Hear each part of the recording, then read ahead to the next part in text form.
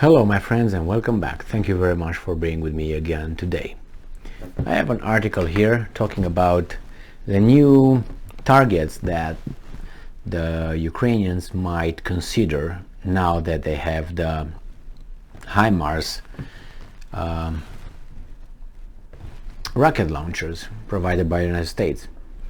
This article comes from Ukrainska Pravda from July 16th, 2021. And this is the title. Ukrainian intelligence assumes HIMARS can be used on Russian facilities in occupied Crimea. The Chief Intelligence Directorate states that the Russian military facilities in the occupied Crimea are among the targets to be hit by the Ukrainian troops. The source is Vadim Skibitsky, representative of the Chief Intelligence Directorate of the Ministry of Defense of Ukraine, on a 24/7 national joint newscast. Wow. A journalist asked the representative of the Chief Intelligence Directorate whether Ukraine could use the HIMARS and M270 systems on the territory of Crimea. And I'm quoting from this gentleman, Skibritsky. And I'm quoting, "Today, the Crimean Peninsula has become simply a hub for the transfer of all equipment and weapons that come from the Russian Federation to the southern region of our country." And these guys are funny, or at least my brain gets me to certain thoughts. Secondly,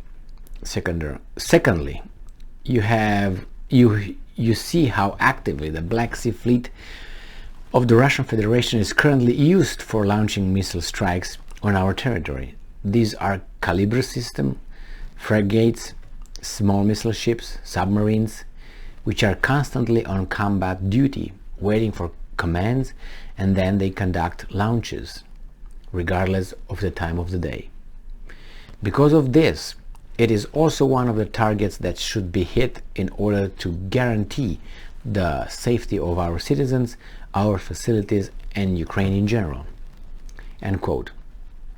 When asked whether the commitment of the Ukrainian side extends to Crimea, Reznikov answered the following, and I'm quoting, "I said to the Secretary of Defense, US Secretary of Defense Lloyd Austin, that we have enough strategic facilities on the Ukrainian territories occupied by the Russians." He replied to me, "We understand you." That we have enough strategic facilities on the Ukrainian territories occupied by Russians. He replied to me, "We understand you."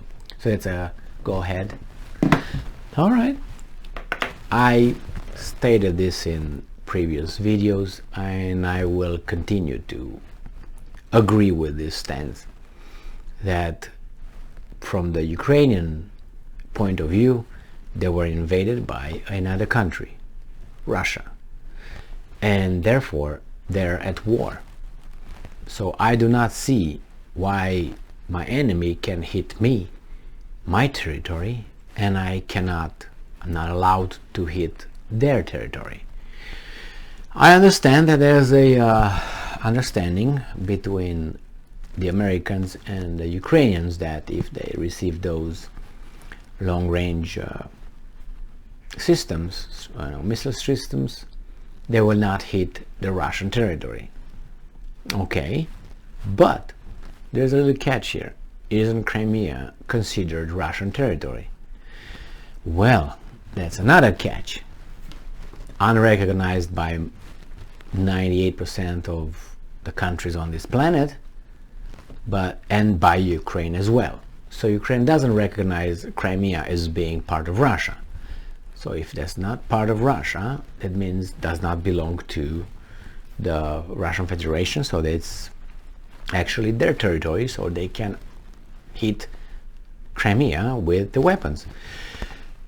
Now, if let's say Crimea would be recognized as part of Russia by, I would say, 51% of the countries on this planet, then things would be complicated a little bit. In this case, I don't see why they can't hit. Now, again, I do not understand why. I mean, I understand, but it's kind of like neither Russia nor Ukraine employ their, how should I say it, total war against one another. They, the newspapers say this, sometimes they claim this and that, but it's no total war. And I will say this, because if there's total war, then Ukraine would engage in attacks directed to the Russians on their territory, Russian Federation, which they really don't. Why? Because the Russians, on their part, said, if you do that, we're gonna go ballistic. So that means, that tells me that the Russians are not ballistic yet. So neither the Ukrainians nor the Russians are all the way in. If they would be all the way in, then you would see more carnage. And as of now, that is under control to a certain extent. I don't know if the Russians' bombardments of cities are aimed directly and strictly to the, or for the Ukrainian population, or their mistakes, or there's exaggerations, or they're simply lies. Nevertheless, there's no total war. They claim, oh, there's total war. No, it's not. Total war would mean close your eyes, push the buttons, and hope that the other side will be destroyed entirely. So the same thing here.